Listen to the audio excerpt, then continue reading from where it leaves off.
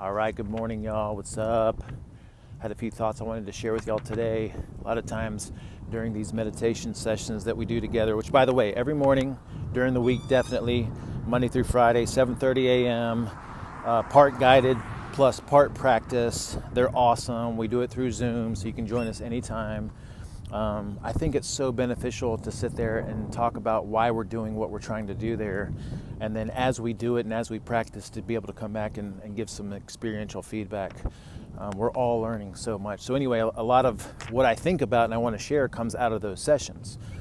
And so this morning we talked about the benefit of practicing with others. And even for myself, because I'm slightly leading us through it, it makes me want to be more diligent. It makes me want to be better. And I think it makes everyone there want to be better because we're there with other people. There's this automatic sense of accountability. Versus if I try to meditate on my own, sorry, I'm wondering if the wind is blowing in the mic there. If I try to meditate on my own, which I do a lot, and I recommend people do it so for the experience of it, it's a different experience because you have the ability and maybe even the tendency to rationalize stopping it short, cutting it short, getting up or maybe just being lax with the process in general. I know sometimes if you sit and okay, I'm going to sit for 15 minutes and I'm going to do 5 minutes of this, and you hit the timer, you're kind of like, all right, hurry up, I got some other stuff to do. There's a different level of diligence versus when you're with a group of people. For some reason, it makes you want to do better with it.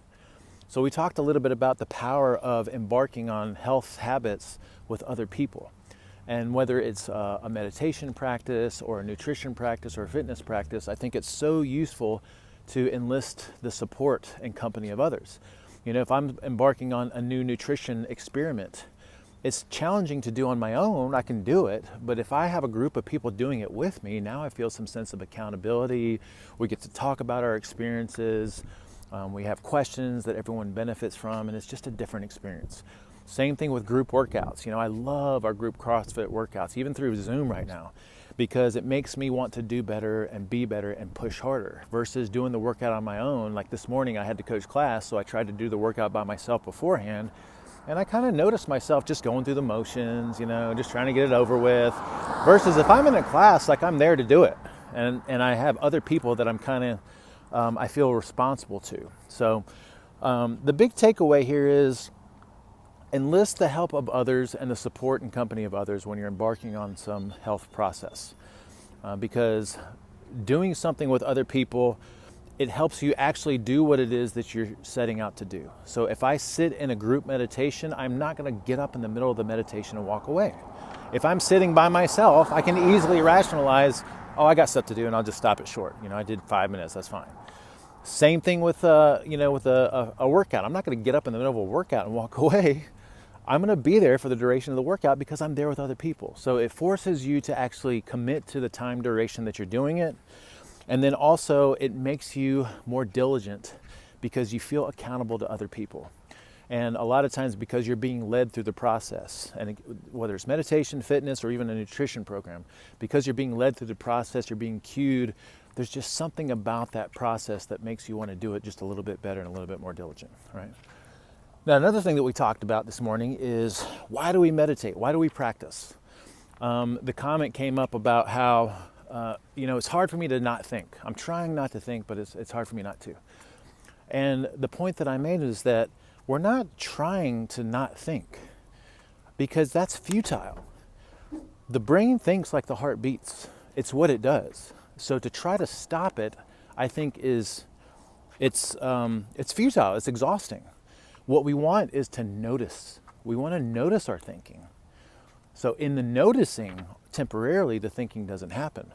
And in the noticing, we've stopped kicking the wheel. The momentum of it may still be there, but once we notice it, just think about it. Anytime you're lost in thought about anything.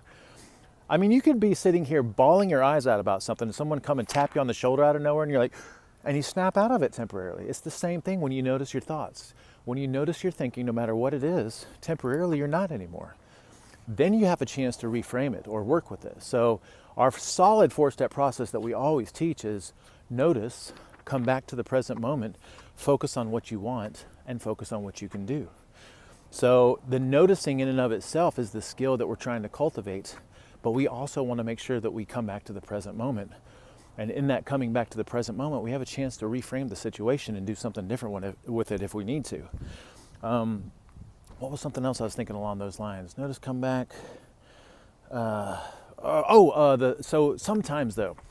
sometimes we feel this need to think about something. We're like, in our minds, we're like, yeah, but this is really important. Yeah, I really need to spend some time on this.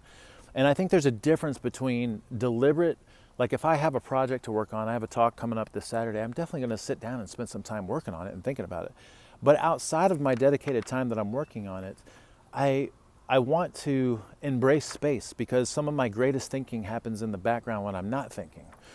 And so I think the more that you can notice and come back to the present moment, the better, because your default is going to be to think about these things. Especially if you're like in a sitting session or a situation where you don't need to be thinking about that. Just noticing and coming back to the present moment. The more that you can turn away from the thoughts and come back to the present moment, the more you're practicing the skill of being present, and the more that you're creating space. And actually, counterintuitively, you're actually doing a lot more for the thinking process, because your non-conscious is doing a lot of the thinking in the background. So, again, the solid 4-step process: notice, come back, focus on what you want, focus on what you can do. Definitely do that throughout the day, as you're noticing yourself getting all caught up about all kinds of crazy shit. All right, so I hope those things are useful. Maybe if we had a mindfulness pro tip of today, it would be to experiment with noticing yourself lost in thought. When you notice it, celebrate. Have this fascination and curiosity about like, hey, wow, that's awesome. Like, I just noticed myself thinking, and now I'm not thinking anymore. But then if you say that to yourself, you're thinking again. You're talking to yourself. But notice yourself, come back to the present moment by listening, feeling, or breathing, and then ask yourself, what is it that I truly want? What is it that I want instead? And what can I do in this present moment? All right? Later.